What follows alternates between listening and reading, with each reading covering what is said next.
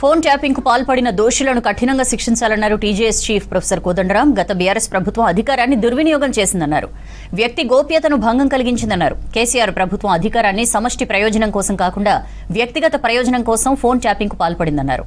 Naini tender ను కేంద్ర ప్రభుత్వం నార్త్ ఇండియాకు చెందిన కాంట్రాక్టర్ కు కట్టబెట్టాలని చూస్తోందన్నారు. కాంట్రాక్టర్ల ప్రయోజనం కంటే కార్మికుల ప్రయోజనానికే ప్రాధాన్యత ఇవ్వాలన్నారు కోదండరాం. వ్యక్తుల యొక్క జీవితాలలో తుంగి చూడటం అనేది వ్యక్తి గోప్యత హక్కుకు అది భంగకరం. ఇది మంచిది కాదు.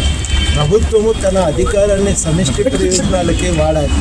సమిష్టి ప్రయోజనాల కోసమే అధికారాన్ని వాడాలి తప్ప వ్యష్టి ప్రయోజనాల కోసం అధికారాన్ని వాడటానికి వీల్లేదు. ఇది మేము ప్రధానంగా చెప్పదలిచినాం.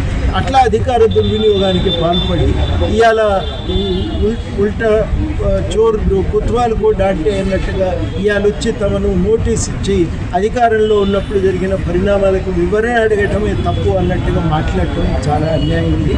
మీరు సమాధానం చెప్పాలి. ఇటువంటివి భవిష్యత్తులో పునరావృతం కాకూడదంటే విచారణ సమగ్రంగా జరపాలి.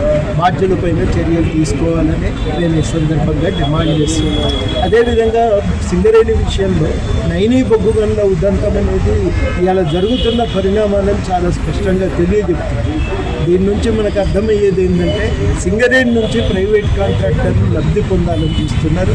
వాళ్ళ మధ్యన ఉన్న కేసులాటే నైనీ బొగ్గు గనుల ఉదంతంలో మనకు స్పష్టంగా బయటపడింది.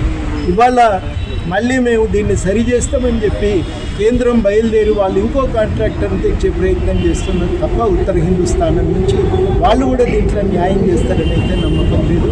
ఎట్టి పరిస్థితుల్లో ఆ బొగ్గు అనేది దేవుడు ఇచ్చింది, సహజ సిద్ధంగా దొరికే వనరు.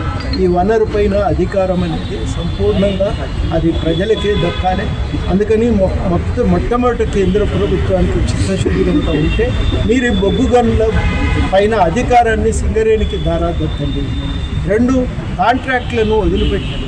సింగరేణికి సంబంధించిన బొగ్గు దవ్వే కార్యక్రమాన్ని అది కాంట్రాక్టర్లకు కాకుండా ముందు మీరు ప్రజలకే సింగరేణి కంపెనీకి అప్పచెప్పండి. వీలైనంత వరకు దీంట్లో అండర్ గ్రౌండ్ బొగ్గు గనులని తవ్వాలి. తద్వారా ఈ కాంట్రాక్టర్ల ప్రమేయం కూడా పోతుంది.